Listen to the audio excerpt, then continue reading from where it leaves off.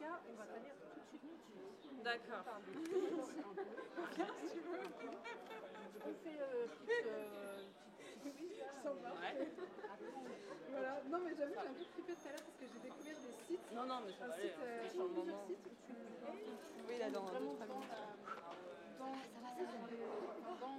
dans la Voie lactée. Et tu zoomes et tu zoomes, c'est un truc de fou. Et après t'arrives jusqu'au soleil. Ouais, franchement, après c'est en bonne définition.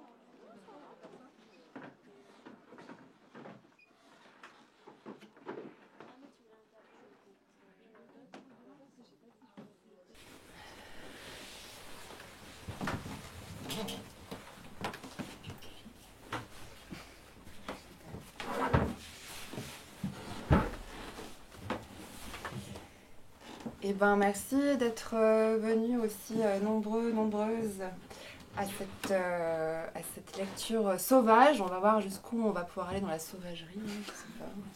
Soyez prêtes à tout. On est là en tant que 3 petites truites éditions avec Héloïse, Camille, truite de l'ombre, moi-même, et on est super ravis de publier Camille Ruiz ici présente et de fêter avec vous la sortie de son recueil Mon Animal. On est là tous pour ça, il me semble. C'est bon? Personne ne s'est trompé de salle? Ok. Ça va, j'ai fait l'intro du On voulait juste vous dire un petit mot sur la maison d'édition, 3 petites truites éditions. C'est une maison qui existe depuis 2018, 2010 truites plus exactement. Une année spéciale, une année importante puisque c'était l'année de la truite. Enfin, on a décidé que c'était l'année de la truite cette année-là parce que ça rimait avec 2018 truite. Et on a décidé qu'il fallait se mettre à remonter le courant des contrariétés en publiant des livres. Mais t'es pas allé au bout du slogan là. Le slogan c'était remonter le courant des contrariétés pour atteindre la source de la joie. Oui. C'était ça le principe du mouvement truite qui a été récupéré par la maison du coup. Oui. C'était un mouvement, 2010 truite, ça remonte, alors on ne se rappelle pas bien, mais c'était un mouvement, le mouvement truite au départ, et ensuite c'est devenu une maison d'édition. On était au bord de la Drôme, et c'est apparu comme un geyser, c'était ça, hein, Oui. je sais plus, où une truite est passée peut-être par là, et on l'a saisie, et on s'est dit... Vas-y, voilà. on crée une maison d'édition. Voilà, parce que c'est simple. Normal. Pas normal. Méfiez-vous quand vous pique-niquez en bord de Drôme. Hein, c'est ça, parce qu'il y a des trucs un peu bizarres. Ce jour-là, il s'est passé ça. Très très rapidement, la truite ombragée, Camille, nous a rejoints dans l'aventure. Et on a publié un premier ouvrage collectif cette année-là, je crois, non, l'année suivante, 2019. Et voilà, qu'est-ce qu'on peut dire sur 3 petites truites éditions? Eh ben, on peut dire qu'on savait absolument rien faire. Et pourquoi pas. Et qu'on a appris beaucoup de choses en chemin dans toutes les étapes de fabrication d'un livre, que ce soit dans le temps de la réécriture, le temps de la mise en page, le temps de... Après, là, ça se découpe en 1 milliard d'étapes puisqu'on a décidé de tout faire de façon artisanale. Donc apprendre par la même occasion avec nos mains comment on façonne un livre, comment on l'imprime, comment on le relit, comment on le massicote, comment on aime nos livres aussi avec nos corps. Et du coup, voilà, on a fait un peu des conneries, on a appris des trucs, on s'est beaucoup associé avec des personnes du coin qui nous ont appris des techniques, qui nous ont accueillis dans leurs ateliers. Voilà. Après, comme on publie un bouquin par an, on a tendance à oublier le mode d'emploi des machines entre-temps, mais voilà, ça ne nous a pas empêché de publier un bouquin par an depuis. Donc on commence à avoir une jolie petite collection de bouquins. Ouais. Mon animal est le numéro 7. Et il y en a au moins 4 dont on a sérigraphié les couvertures. On a appris à faire ça, par exemple, aussi.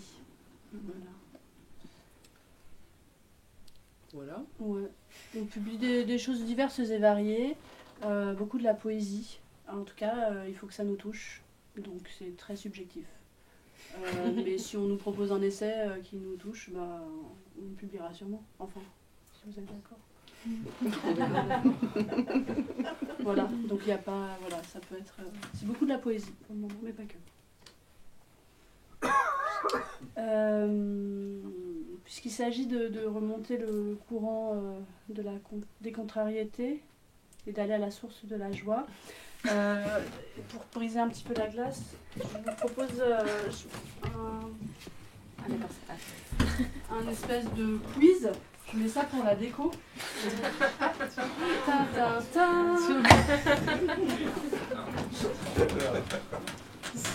Quand même.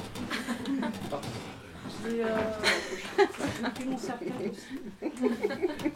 Ah ouais. Donc, ce quiz, il vous concerne. Vous êtes toutes et tous concernés. Il s'agit de se concentrer pour répondre aux questions. Ok ? Celui qui répond en premier, il a le droit à une carte postale. Ah bon, on n'a pas parlé des cartes, mais bon. Ah oui ? Bah, on peut. Vas-y, fais un peu. En fait, pour chaque bouquin, on publie une série de 5 cartes postales, n'est-ce pas? Donc, on s'allie avec des artistes en tout genre. Puis il y en a qu'on n'arrive pas trop à vendre, donc c'est le moment de... C'est pas vrai du tout. C'est le moment de s'alléger un peu. Oui, parce que quand vous répondez à une question, vous gagnez une carte. Voilà. C'est pour vous Stimuler. stimuler. Il y a 10 questions, il y a 10 carpes. Concentration, vous êtes prêts? Ok. Évidemment, le thème de la soirée, c'est mon animal. Donc, c'est un quiz autour des animaux. Je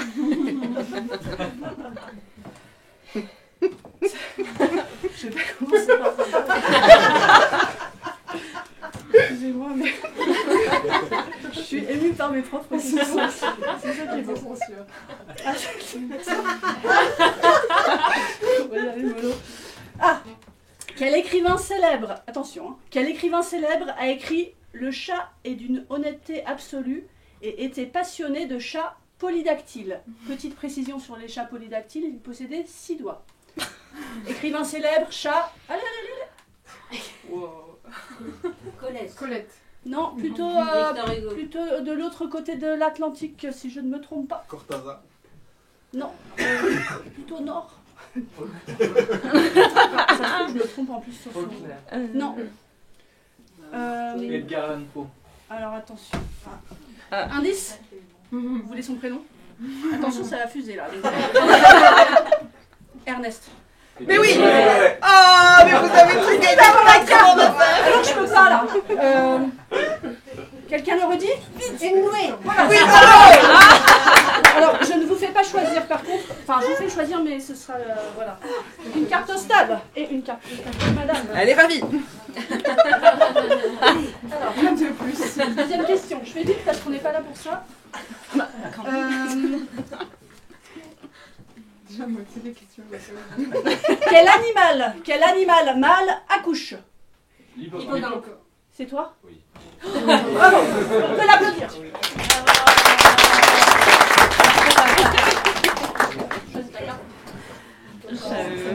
Chaque fois, c'est Ce n'est pas possible. Si vous n'arrivez pas à répondre aux questions, il y en a d'autres. Il y a même le décor. Quel animal bouboule? Quoi? Boubou. C'est son cri. Si vous essayez de faire le cri, peut-être que vous allez trouver à quoi quand on bouboule, qu'est-ce que ça peut faire? Le pigeon. Non, beaucoup. La chouette. Pas tout à fait. Oui. Oui. Il bouboule, il bubule, il ulule, il hue, il miaule et il froue. Oui, monsieur dame. J'ai appris ça hier en préparant les questions. Vous êtes prêts? Prêtes? Histoire. Le 3 novembre 1957, le premier être vivant à voyager en orbite. Comment s'appelait cette petite chienne? Vous l'avez... Laika ou Laika, en tout cas. Bravo madame, vous avez le droit. Impressionnant, une deuxième carte. Vous avez beaucoup de talent.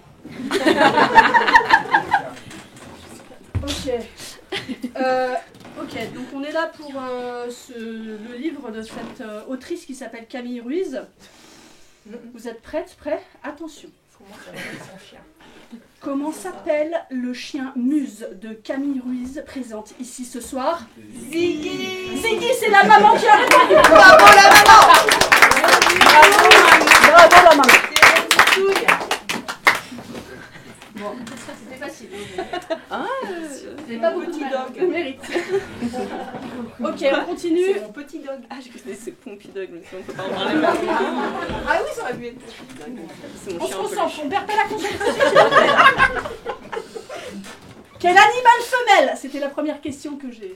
Quel animal femelle possède, je recommence. Quel animal femelle possède un clitoris dont la taille est similaire au pénis du mâle? Difficile. Il et elle réfléchissent. Si je vous dis savane, réfléchissez encore. C'est pas la girafe, c'est pas la lionne. Le zèbre. Gazelle. Qui a dit la hyène? C'est moi. C'est la hyène tachetée. Bravo monsieur. Vous pouvez être fiers de vous. Pendant longtemps, vous croyez que c'était un animal hermaphrodite, puisqu'on ne différenciait pas le sexe de la femelle et du mâle. Voilà. Pour votre gouverne, si vous voulez avoir plus d'informations, parce que c'est très complexe, hein, la hyène tachetée, allez voir sur internet. Bon, question facile. Attention, je veux entendre tout le monde. Quel est le cri de la truite? Vous avez...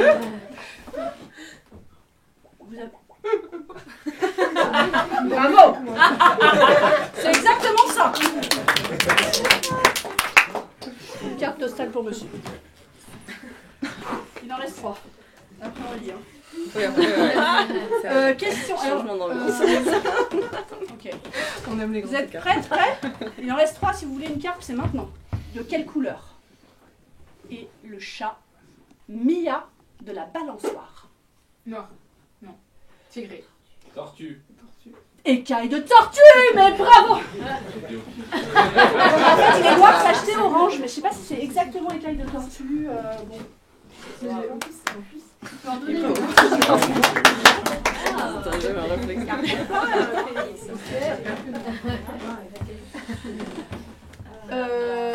Ça, vous savez, les cris des animaux, souvent ils ont des noms assez jolis, assez poétiques. On aurait pu en faire plein, mais je me suis dit je vais pas faire que ça. Mais il y a une deuxième question sur le sujet. Vous êtes prêts? Quel animal dodeldir? Quoi? Dodeldir. Ce n'est pas le dindon, mais c'est la même famille. La pintade. Ni pintade, Loi. ni canard, Loi. ni émeu, Loi. ni loi, ni Le l'autruche, faisan. ni le faisan, Le pan. ni le pan. Mais On est dans la volaille. Bon, on est dans la volaille. Non, c'est pas la canne. C'est le coq de bruyère. Je la garde, la carte postale. Dernière question, vous êtes prêts? Prêts? Attention. Certains poissons émettent des bruits, on le sait, monsieur nous a fait la truite tout à l'heure. C'est le cas par exemple du hareng. Avec quoi le hareng émet-il des bruits? Avec quelle partie de son corps? Jeune homme là-bas, tu peux essayer. Une partie du corps du hareng. Avec ses sphincters. Bravo. Alors là, bravo. C'est quoi? Dans le deux dernières. Tu dois être fière. Voilà. C'était une petite parenthèse pour briser un petit peu la glace. Maintenant, Ça va mieux là, je crois. on le laisse ça ou on l'enlève ce... On laisse quoi? On le Non, laisse on par l'enlève, contre. non. J'enlève ça moi. D'accord? Non, Tu les regardes? Non, je sais pas, j'ai l'impression que c'est un autre paysage qu'on va traverser là, non? Oui. Bon alors, Générique de fin peut-être? Générique de fin. nous allons traverser un autre paysage. Bah, c'est ça qui va se passer.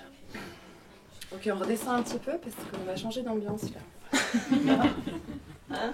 C'est pas que c'est sinistre, hein, ta poésie, là, pas du tout. C'est magique. Ah oui, la feuille. Ah oui. Hop, merci.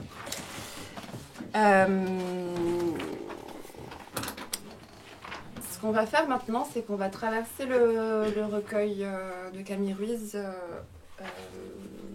d'une lecture à 3 voix. Oui. C'est vrai qu'on l'a pas montré en fait. Oui. Il est beau, hein. Couverture, sérigraphie. Chaque page ont été touchées. Bon. Est-ce qu'on... Tu veux dire quelque chose avant? Tu veux... Peut-être après. On parle après. Peut-être lire et puis... Vous êtes vraiment un public souple. On est monté dans l'excitation, la joie, et là on redescend, je le sens là. C'est très beau, merci de nous suivre dans nos vagues. Grande souplesse. J'adore. Vous voulez que j'ouvre avec eux? Enfin, Ouais. ok. Ok. Bah, du coup, je voulais ouvrir par un poème qui n'est pas dans le recueil parce qu'il n'est pas de moi. Et il est d'une poétesse et dessinatrice qui s'appelle Anne-Laure Garicois et qui en fait a eu la gentillesse de nous prêter ses dessins pour faire la couverture du livre et aussi les cartes postales qui l'accompagnent. Donc merci à elle, elle n'est pas présente ce soir parce qu'elle habite dans le sud-ouest. Mais comme elle a sorti un recueil qui s'appelle Continent ovale et qui a quelques résonances avec des choses un peu comme ça qui se passent, c'était pas prévu. Je vais lire un poème à elle et puis ensuite on va lire des poèmes du recueil. Tu brames l'amande. Alors. Agile sur les monts perdus et les yeux qui se plissent. Monter, descendre, monter. Un animal de compagnie dans le ventre, le corps tout entier. Agile sur les monts perdus, monter, descendre, monter. Aller, parcourir, recourir, à la lisière entre deux monts retrouvés. Agile avec l'animal, s'endormir avec l'animal, qui occupe, qui circule, à la lisière du ventre et des yeux plissés, parfois sans bouger, quand la mélancolie du corps provient du monde. Voilà. Donc je vous invite à chercher son travail, son site, vous tapez son nom sur Google, vous la trouvez. C'est très chouette, c'est très beau. Et j'en profite pour vous montrer très rapidement aussi ce qu'elle peut faire en dessin. Voilà, des choses comme ça. J'en ai apporté, c'est mon exemplaire. Mais vraiment, c'est très chouette et j'aime beaucoup ces dessins et je suis super contente qu'ils accompagnent le livre parce que ça donne une autre dimension qui est super. Vous pourrez les retrouver là-bas, les cartes postales, cartes postales qu'elle a faites Anne-Laure, elles sont là-bas derrière. On y va? Ouais.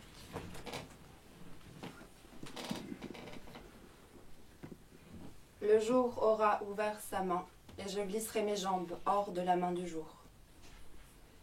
Calmement le sommeil sous les paupières du chien pardonnera la lumière, puis la terre sera rouge, une tache nerveuse que même l'eau ne rince pas. Les pieds deviendront rouges, mon chien lui aussi rouge. Et il sera très tôt encore, imagine une journée entière exactement de la taille de ma main. Je connais déjà ses contours, je connais déjà les chemins. Comme toujours, il faudra se forger un petit royaume, y mettre de l'ombre fraîche, chaque carré d'herbe identique, la stricte symétrie des insectes. Le signal d'une paire d'oiseaux en passant vous crève les yeux. Tout ça, de nouveau, je le sais. Tôt le matin, je ne penserai pas au corps dans l'herbe sauvage. Ni sein, ni sourire, ni coiffure, juste un chien qui promène son chien. Le chien ne mangera personne, je pardonnerai à tout le monde. J'irai dans la main qu'on me donne, le long du jour horizontal, sagement couché à mes pieds.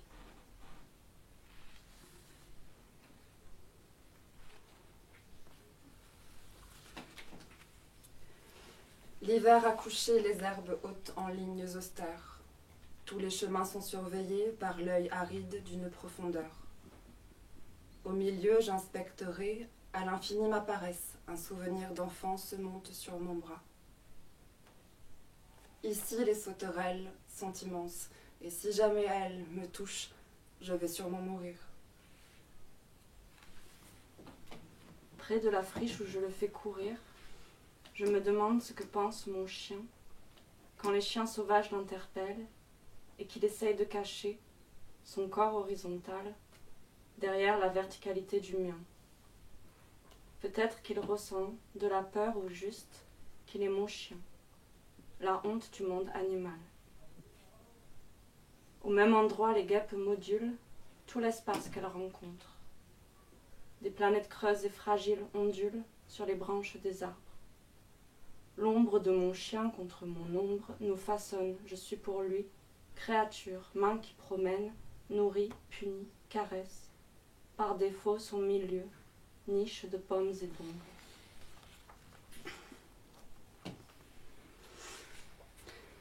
Ce matin, la lumière couve la brousse comme une oie sur son œuf. On étouffe et le chien refuse de sortir de l'ombre. Un peu plus loin, les herbes brûlent et des morceaux de braise se posent sur ma main. On dirait que quelqu'un brosse une fourrure dessus.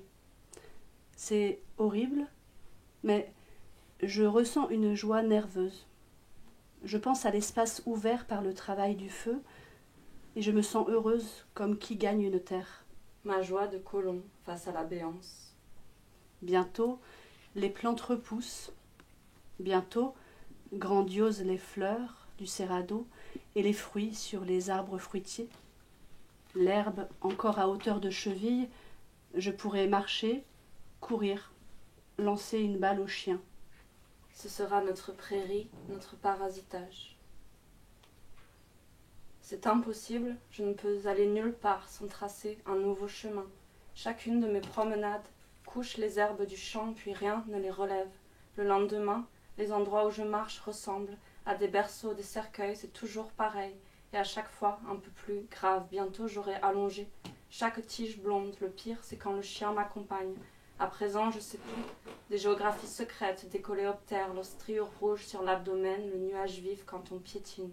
Une tanière, tu traçais un chemin. Ça faisait fuir des grillons de la taille d'un oiseau petit. Voilà ce que je me raconte, que l'on peut manger les bêtes d'un coup sec, que les corps craquent dans la bouche, de tout petits os de paille ce matin parsèment la route. Chaque matin, oui, porte un goût de mort. J'empêche le chien de détruire les offrandes déposées la veille par d'autres. Ce n'est pas une image. Il faut le tenir par le collier et fermement l'éloigner du morceau d'oignon en demi-lune encerclé de coquillages, ou le sucre brun luisant sous le soleil de 7 heures. On dirait un rêve. Ce n'est pas un rêve. Je n'y vais pas en rêve. Hors de la zone où il n'existe ni chien, ni herbe, le chemin est une pratique qui compte uniquement sur le corps, et toujours je m'étonne d'être la seule à creuser, et que rien ne se couche en moi, rien ne creuse.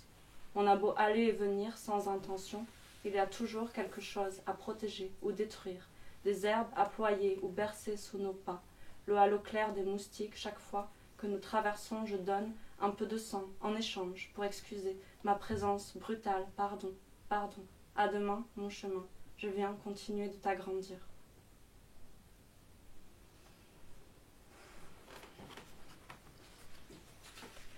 Les grillons s'évadent des herbes hautes. Leurs abdomens sont rouges de la taille d'un jeune oiseau. À chaque fois, mes pieds soulèvent 1000 nuages. Des grillons tapis dans la paille me frôlent les bras, le cou, le thorax. C'est de ma faute. Je frissonne de dégoût, mais au fond de moi, je sais que c'est de ma faute. Mon pas est une plaie grande ouverte dans l'épaisseur du monde.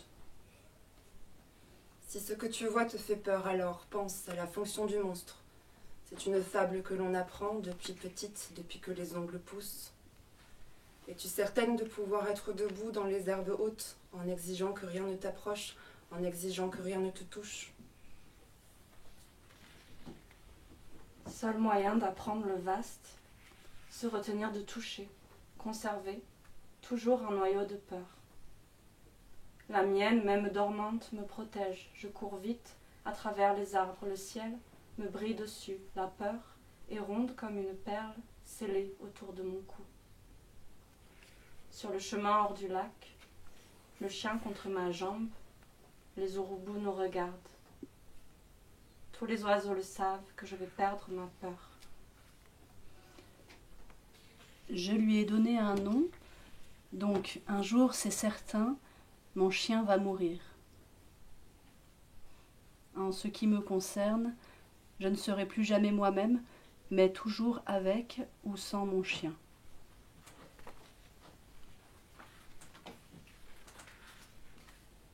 J'ai grandi près de la rivière. C'est pourquoi je croyais au sel. La peau de mes pieds à 10 ans était déjà épaisse, ma langue déjà amère. Dans mon village, 30 enfants, et tous raclés, la vase, tous savaient jusqu'où le torrent pouvait poursuivre. Mon royaume pour une poignée de têtards. Dimitri s'est noyé sous le grand pont de Mirabel. Julie porte un bébé au creux de son ventre. Mais la plupart d'entre nous couraient vite, plus vite qu'une pierre lancée. Depuis l'autre rive, le courant était à l'envers, il charriait des morceaux de verre lisse, en vérité, le travail de la mer. Mais jamais vu un corps flotter. Comme Margot, ma poitrine était celle d'un garçon, notre pays, celui des jeux de cailloux. Là-bas, pas d'étreinte derrière le lavoir, pas de regard, seule l'eau vive, des ramières, la forêt alluviale. Ce qu'il y a de sec dans le corps, on apprend beaucoup plus tard à quel point ça nous protège. Avant, l'enfance est longue, si longue, l'horizon cousu de pluie blanche, le soleil couché sur les ravines. Chaque morceau de neige est un fan perdu au centre de la neige. Mon pays se compose de trois oiseaux bruns aiguisés à la cime des montagnes. Le ciel bleu d'hiver et leur mangeoire vide. On les appelle Veillou, Signal et Roche-Courbe. Ils restent perchés sur la ligne mince du lointain. Il faut apprendre à les saluer depuis la route départementale au bout de laquelle la neige recouvre le jardin. Tout l'hiver, j'essaye d'accrocher une luge aux épaules de mon chien Gaspard. Papa dit, on ne sait pas de quelle race il s'agit, probablement un croisé grand griffon vendéen. Je suis obsédée par l'image du chien au milieu de la neige. J'entre dans la maison exprès pour dire, grâce à la neige, on sait que Gaspard n'est pas blanc, il est d'un gris sale qui contraste avec la pureté du gel. La neige étouffe le dehors, elle pèse sur les branches des sapins, elle se glisse entre l'écharpe polaire et la pente de la nuque. J'en mange un peu, on me dit que le chien fait pipi dedans. Entre les murs de la maison, en galets de rivière, le lait chauffe à feu doux contre le fer d'une casserole. Maman a un manteau de neige. Il est exactement du bleu du ciel, avec des motifs de flocons dessinés en blanc, gris, noir. Je le trouve magnifique, plus encore que Gaspard dans la neige. Maman et son bonnet rouge comme la luge, le froid sec, ses boucles brunes. Mes parents m'expliquent patiemment que Gaspard n'est pas un chien de traîneau. J'ai de la neige plein la bouche, je ne peux pas parler. Je crois que pour rien au monde je ne revivrai mon enfance, mais la maison et l'hiver forment une boule froide et douloureuse que je n'arrive pas à garder intacte au creux de ma main.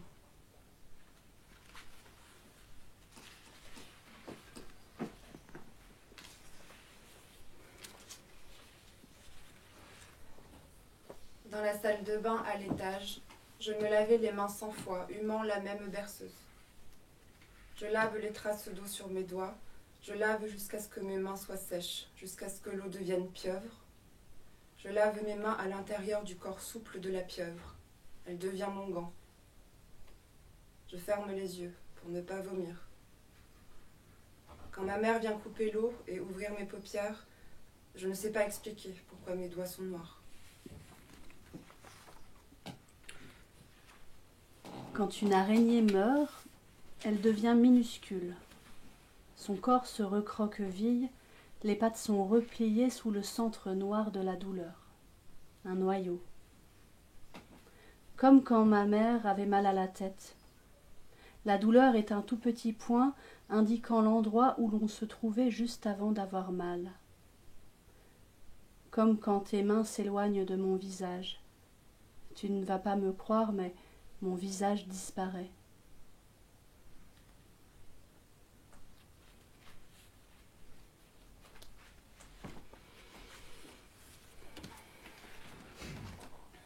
Mantra. Ne pas faire porter aux choses la responsabilité d'une forme magique. Ne jamais croire en rien d'autre que le frôlement des plantes à la surface de ton bras, peut-être. Un souvenir de la mandragore, peut-être. Un paysage d'enfance, texture sableuse des sachets de lavande que les doigts de Manou cousaient par dizaines, peut-être. La cueillette des abricots dont le geste me poursuit jusqu'en rêve. À l'infini, la main détachant le fruit, déposant le fruit au fond du panier accroché à mon cou. Aucune magie si les tomates poussent sur le corps de mon chien Gaspard. Si les mains n'oublient pas l'emplacement des cerises une fois l'arbre perdu. Aujourd'hui, mon autre chien vomit un épais liquide jaune où flottent des morceaux d'un fruit que je n'identifie pas. Toutes les 10 secondes, une mangue s'écrase par terre. Aucune magie. C'est la saison. La chair des mangues est recouverte d'insectes, son odeur, un fauve qui vous saute à la gorge. J'entoure le chien de mes bras pour faire rempart au soleil, à l'heure où les figuiers rappellent leurs ombres tout près de l'écorce, sous les racines aériennes, trop près du nid des oiseaux. Je pense, Ne pas penser, ne pas penser, ne rien agrandir. laisser intact. Mais les mains bougent toutes seules et déjà elles pétrissent. Un début de croyance. Ma tentative de sang se tire, une ligne entre deux points. La ligne noire écoule le long de son propre trait. J'ai peur de deux pensées. La première, que tout soit le fruit du hasard. La seconde, qu'il n'existe aucune nouveauté, que tout paysage soit contaminé par l'image dont je me souviens. La tentative de sens est une mangue abandonnée près d'une fourmilière. Le vent passe dans la bruyère. Je ne veux rien changer ni perdre.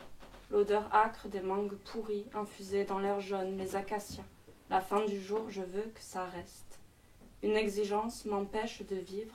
C'est comme si je suivais sans cesse ma propre piste, comme si j'étais mon animal quand je m'allonge dans l'herbe, quand les fourmis traversent ma gorge, le feutre noir devient, salive devient, les mots dont nous aurons l'usage sans jamais se comprendre. C'est dans tes yeux, toi aussi, tu le sens. L'abandon est une bande passante. À tout moment, on peut choisir, refaire à l'infini, revenir sur ses pas. Mais jamais rien ne solde la perte. La première, la plus petite, mon trésor. Je sais que l'événement est cruel. C'est le contraire de ce qui hante. Pour que quelque chose ait lieu, il faut perdre une maison. Roule dans ta paume une petite boule de tendresse, comme on faisait avec la mie du pain et un peu de sucre. Exactement ce geste, le plus circulaire possible. Prends soin de la boule comme si elle était un œuf, comme si elle était toute la tendresse dont tu étais capable. Et mange-la. Ici, le temps passe bizarrement. La démarcation entre la nuit et le jour est violente comme une ligne de front. Chaque matin, Réma se lève. Les arbres sont plongés dans le jaune dessiné au couteau sur une flaque de miel. Il y a beaucoup de bruit, des oiseaux, des cigales. On accueille ces bruits comme la vie recommence, après la nuit qui est la mort même. Dès qu'elle tombe, les mouvements se font prudents, les yeux tournent autour de la tête. On cherche un serpent caché sous une poutre, une araignée blottie dans un pull de laine, une grenouille dans le pot de lait. La nuit, c'est la guerre. Fleurs rouges de moustiques tués sur la pierre, on ne dort que d'un œil. Et le matin, tout est merveilleux. Le chien se réveille, elle a envie de courir, la brousse comme si, toute seule dans un monde profondément juste, sans danger, comme si les animaux avaient 4 pattes, un museau et des yeux familiers. Quand elle entre dans les herbes hautes, ça dérange les oiseaux bleus, jaunes, rouges, qui dormaient à même le sol. Ils migrent vers la cime des arbres. Alors, Réma se sent bien, se sent puissante. Elle s'accroche à cette sensation comme à un fusil, pour quand viendra la nuit, monstrueuse. Difficile d'habiter la maison. Dans chaque pièce, je sens le souffle de la panthère. Les jours passent et les lignes dans ma main s'agrandissent. Les objets me regardent et dégorgent sur moi leur matière. Je deviens ce que j'approche. C'est pour ça qu'elle retrouve ma trace. Aussi, je suis la seule des 5 enfants qui se laissent mordre. On ne m'a jamais appris à fermer mon corps. Alors rien ne me respecte, même le jardin, les tapis de primevère, les arbres montent sur moi. La panthère me prend dans sa bouche et je deviens moi aussi panthère, une ombre fine qui longe les couloirs. Je gratte aux portes et mes mains me manquent. Quand elle était petite, Réma aimait jouer à faire semblant de dormir. Souvent sa mère la retrouvait froide, levée au fond d'une grande bassine, sa gorge frémissant d'avance à l'idée de la main qui, doucement, viendrait briser le faux sommeil. Elle pensait tellement à la main qu'elle finissait par la sentir ne pas se poser. En raison de sa tendresse, la mère s'éloignait doucement, s'éloignait même lorsqu'elle était déjà très loin. Et Réma ne pardonne jamais. C'est ainsi, au fond de la bassine qui pourrait aussi bien être panier à linge, cagette de fruits, car comment faire confiance à l'enfant, comment se faire confiance? Oui, c'est là que lentement s'est creusé le pouvoir et la peur de disparaître. Le jour où mon père m'a posé une pieuvre sur la tête, il paraît que la pieuvre ne m'a pas touchée, que c'était un poulpe séché du genre qui reste suspendu près des baraques de plage, qu'il s'agissait d'une mauvaise blague, qu'il ne l'a pas vraiment fait. Pourtant, je me souviens très bien de la sensation de ventouses vissées sur mon crâne, des tentacules visqueuses emmêlées dans mes cheveux, de l'odeur de mer se déversant de haut en bas, circulant dans mon visage, mon cou, mon ventre jusqu'à mes pieds. Depuis, je n'ai jamais cessé de la sentir, mes yeux ont roulé comme des billes et se trouvent désormais sur mes tempes, et tout ce que je regarde se fige. Il n'y a pas un jour où je ne me suis pas sentie seule au milieu des statues de pierre. La voix continuait de bouger, loin après le corps, comme la queue coupée d'un lézard, trait qui se tord et ondule, détaché du ventre inerte, soleil fondu sur la pierre. Il existe une méthode pour éteindre ses mains, plonger dans la rivière, les doigts mouillés saisir, la voix à même la gorge, surtout pas qu'elle se taise. Dans une des versions de l'histoire, Réma adopte le chien noir venu de la forêt. Dans une autre version de l'histoire, Réma perd quelque chose dans la rivière. Dans une autre version de l'histoire, Réma se change en méduse ou pieuvre beige. Dans une autre version de l'histoire, Réma devient la panthère dans la maison. Dans une autre version de l'histoire, Réma habite le ventre du chien. Elle se cache dans les entrailles chaudes et rouges. Et le chien me transporte.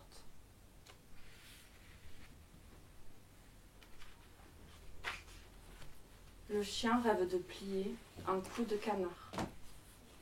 Mon rêve à moi souffle sur la berge, de mains tressées, fouillant la vase grise. Au milieu pousse, miroir pousse, langage j'entre, dans le courant là-haut.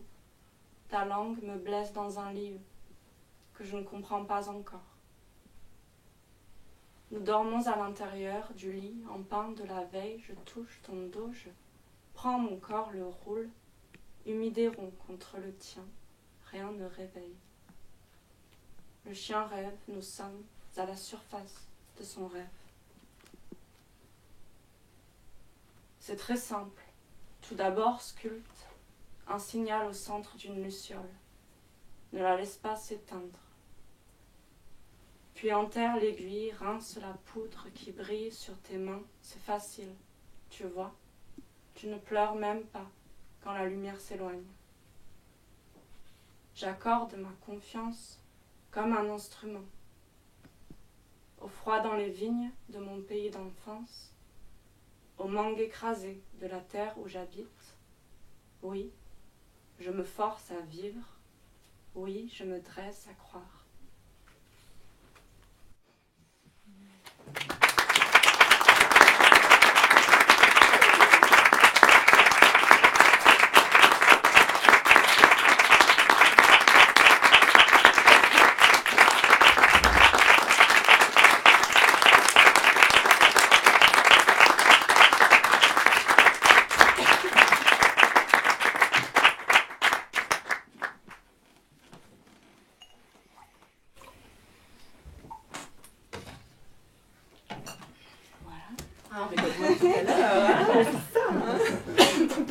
c'est pas une petite question.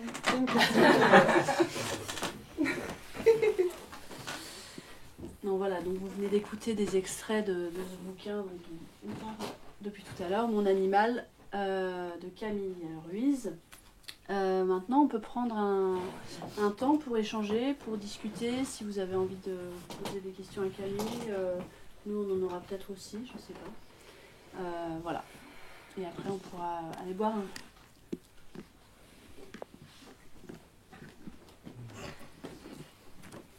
J'aimerais juste savoir, de manière très basique, si c'est ton premier livre ou si tu avais déjà publié. Alors, je pense que c'est mon premier livre de poésie. Mais j'ai publié un autre livre en 2021. Ça s'appelle Perdre Claire et qui a été publié aux éditions Publinet. Voilà. C'est un journal, pas exactement en vers libre. Il y a des retours à la limite. C'est un journal de deuil. J'en ai quelques exemplaires, si vous en voulez. Mais c'est mon premier recueil vraiment de poésie. Enfin, c'est la première fois que j'ai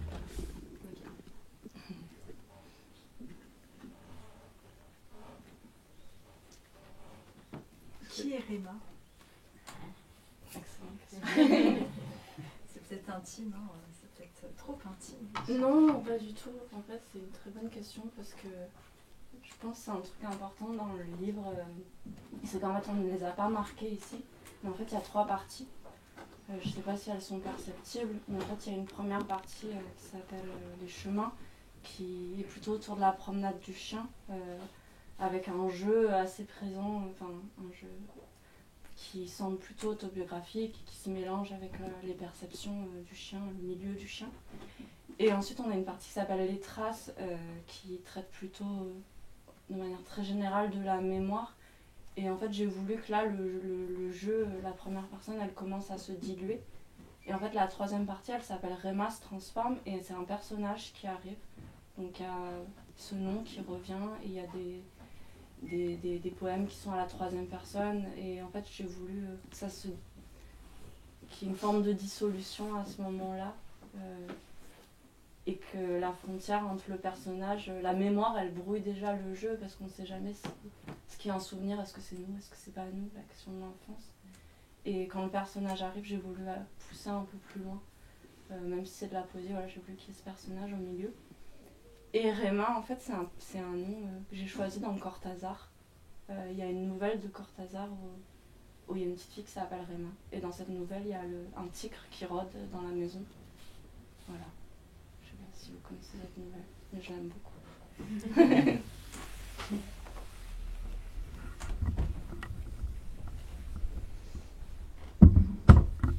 C'est quoi ton rapport à l'écriture, Camille? Est-ce que c'est quotidien? Depuis combien de temps ça dure?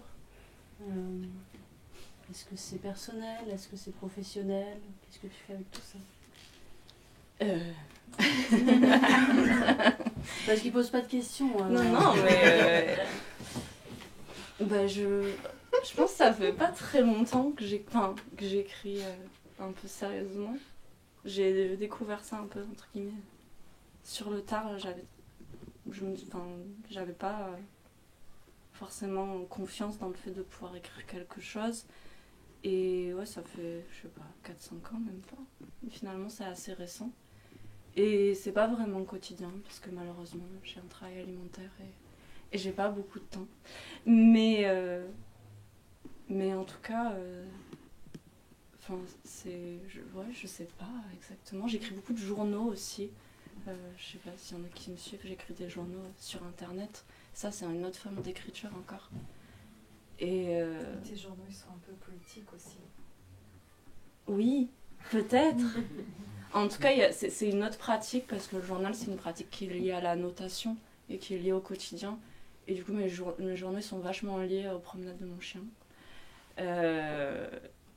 Qui, en fait, entraînent vers une autre perception, enfin, une autre manière d'aborder le temps et l'espace aussi, le lieu avec le chien. Ça me pousse vachement à écrire des journaux. Et je crois que la poésie, elle vient aussi un petit peu de cet endroit, en tout cas chez moi.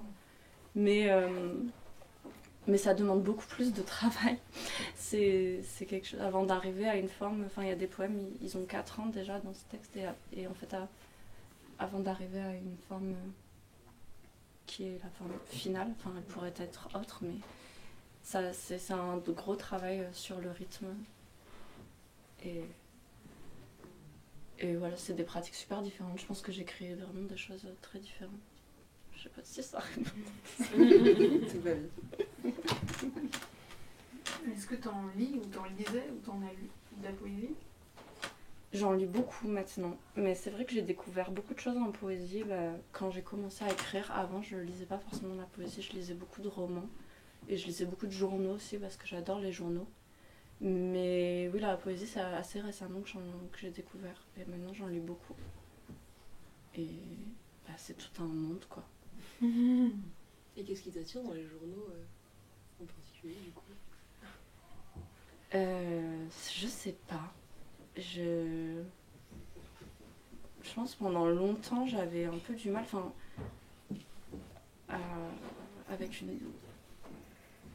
avec la fiction, c'était quelque chose avec lequel il fallait vraiment que ça soit par exemple, j'adore les nouvelles de Cortázar, mais il y a quelque chose dans la fiction qui me tenait un peu en arrière, et le journal ouais, je sais pas pourquoi j'aime autant les journaux, mais je pense que beaucoup de gens aiment les journaux. C'est pas forcément pour l'intimité des gens, mais c'est qu'en fait, c'est une pratique qui est très marquée par le quotidien, et c'est une question qui m'intéresse énormément, de voir comment l'écriture, elle entre dans le quotidien, et la densité, en fait, du quotidien aussi, que sous des gestes très simples, ou des visions très simples, des rencontres très simples, il y a en fait une densité, une profondeur. Et je trouve que le journal, c'est une forme qui se prête super bien pour aborder cette densité.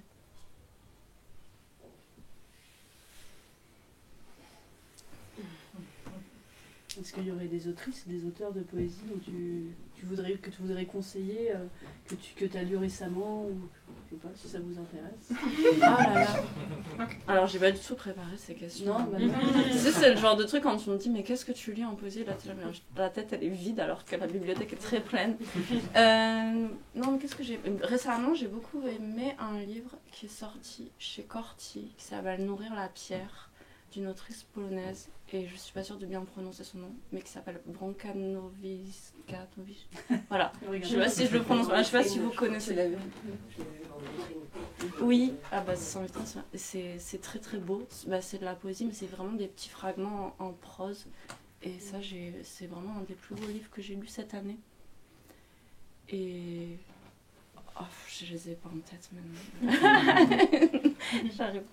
Mais il y a beaucoup de belles choses. En ce moment, je lis Clarice Lispector aussi, c'est pas de la poésie, mais je relis les chroniques. Et c'est de la poésie en fait. Et là, juste ce texte-là, il était déjà finalisé quand les 3 petites truites ont édité, ou il y a eu un travail d'aller-retour d'écriture? Il y a eu un délicieux travail de réécriture. Vous voulez en parler?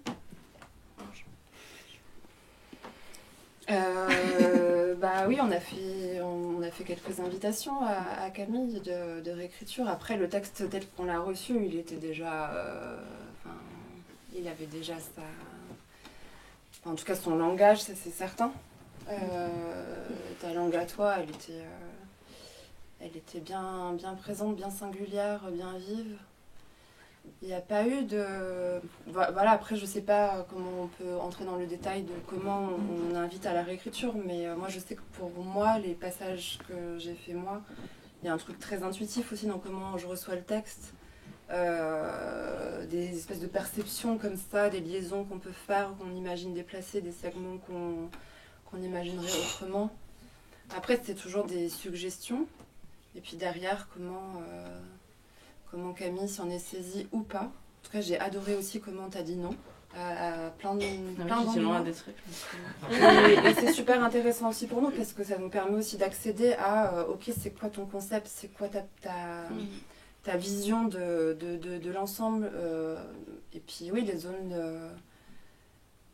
peut-être aussi de clarification aussi, parce qu'on reste dans une écriture poétique, donc peut-être parfois tu lis quelque chose et puis hop, en fait, tu t'as pas été saisi à l'endroit qui devait être activé, je sais pas. Donc du coup, les explications de Camille aussi étaient intéressantes pour nous, parce que nous, derrière, on va être là aussi à soutenir le bouquin, à le diffuser, tout ça, donc c'était un joli dialogue.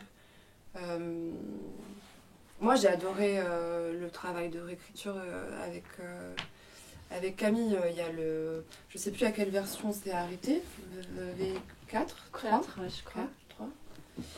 Et franchement, là, vous allez accéder à la version finale, mais qui est...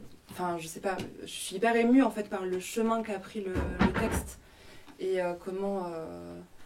et vraiment ton intelligence dans le travail de réécriture, ta finesse, Enfin, je sais pas, peut-être dedans tu pourras mieux dire que là, moi, en tant que témoin extérieur, mais j'ai l'impression que ton texte, il a été augmenté et que, je sais pas, il y a un truc encore plus...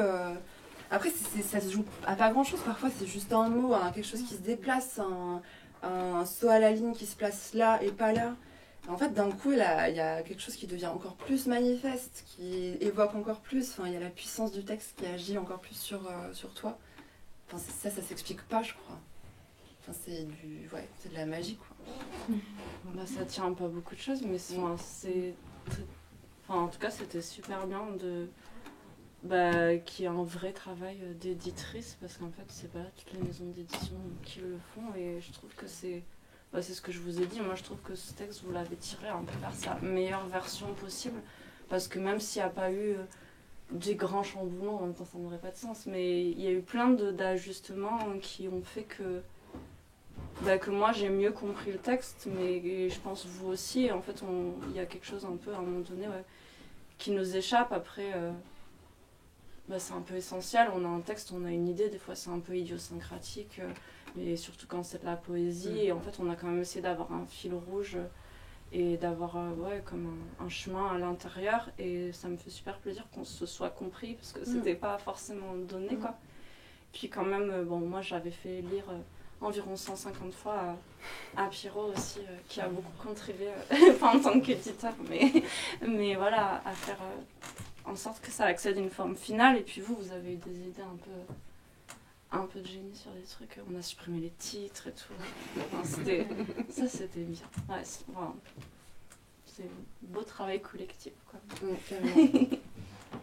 Et là, trop beau de t'entendre lire, parce que pour le coup, moi, c'est la première fois que j'entends Camille lire ses propres textes et de sentir ton rythme et tout. Moi, je suis trop contente de... Ça y est, quoi. Je me suis entraînée, c'était pas gagné. De lire en public.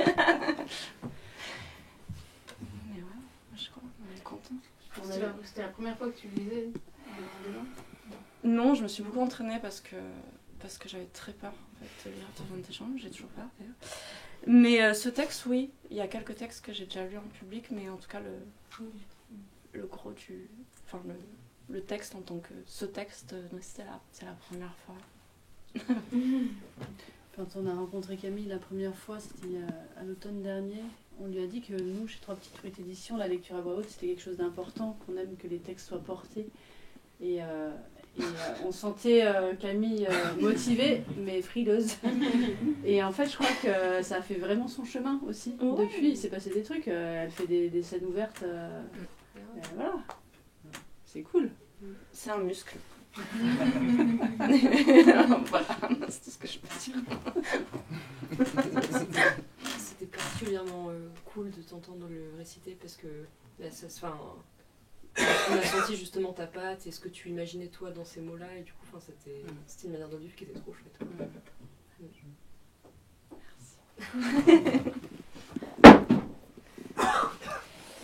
Et au niveau de ton rapport à l'enfance, ce que je trouve, ça plonge complètement pas pour moi, mais dans cet univers de l'enfance. On est en termes de sensations, et on parlait de journal, tout ça, ou quelque chose du quotidien. Et est-ce que là, c'est une forme que tu as explorée vraiment pour ce travail-là, d'aller creuser comme ça sur la thématique de l'enfance ? Ouais, Je sais pas, en fait c'est vrai, hein. Il y a toute cette partie centrale qui est très axée. En fait, j'avais pas pour idée d'écrire ça à la base, mais en fait c'est aussi quand j'ai commencé à écrire des poèmes, il y a certains poèmes qui sont venus comme ça, et après il faut essayer de les agencer pour que ça ait du sens. C'est pas forcément autobiographique, hein, c'est aussi une histoire un petit peu. Mon père et ma mère sont là. Non, je rigole, mais non, mais Nous, on a retrouvé des trucs. Hein. bah forcément. Merci pour l'inspiration. Non, je rigole. Oui, ben non, mais c'est vrai que c'était hyper important. Non, mais en fait, à la base, il y a des choses qui sont devenues des poèmes, mais ça devait être un espèce de conte. Cette histoire de Réma et beaucoup de souvenirs d'enfance, cette histoire de maison, de transformation avec des animaux. J'avais commencé à écrire ça comme un conte qui n'avait pas de titre parce que je ne l'ai jamais fini. Mais qu'après, je suis passée par la poésie. Mais oui, c'était plutôt un conte. Alors, pas forcément un conte pour enfants, mais je crois que tous les contes ont un lien avec l'enfance. Et je crois que j'ai un peu gardé certaines choses, en tout cas... peut-être d'une esthétique ou des tropes de... Et puis mon rapport à l'enfance après, ça concerne pas. Mais non, mais c'est vrai que c'était hyper important. Ouais, je crois que ça vient du conte.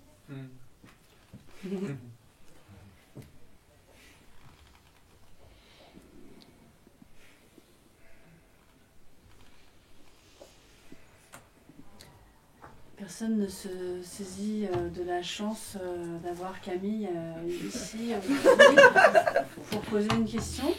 Moi, il y en a pas mal. Ou pas? Non, mais de nouvelles questions. Ou est-ce qu'on... Est-ce qu'on a filé toutes les cartes? C'est bon? Ouais. Ok. Bon. Ah oui, la prochaine personne qui pose une question. Tu vas avoir une carte. Moi, je peux en redonner une à la prochaine personne qui a posé une question. T'en as eu deux? Oui, wow. C'est impressionnant. Il faut qu'il y ait un lien avec les animaux. Non, vous êtes pas obligés. Voilà, en tout cas, ce qu'on n'a pas dit, c'est que ce livre, il existe aussi grâce aux personnes qui l'ont précommandé. On est bénévole à Trois Petites Truites Éditions. On a une trésorerie toute petite. Et à chaque fois, faut qu'on ait un peu de sous pour payer le bouquin, même si on fait beaucoup de choses nous-mêmes. Et donc il y a une quarantaine de personnes qui l'ont précommandé. Je ne sais pas s'il y en a qui sont là ce soir, mais en tout cas, si vous êtes là, on peut vous le donner. Si vous n'êtes pas là, et tant pis. Ce sera envoyé par la poste. Et voilà, si vous avez envie d'acheter le bouquin de Camille, il est là à la librairie. Et comme on vous le disait tout à l'heure, il y a aussi des cartes postales signées Anne-Laure Garicois. Et on vous invite aussi à aller voir son travail sur Internet, sur les réseaux. Merci. Merci. Merci beaucoup. Merci beaucoup. Je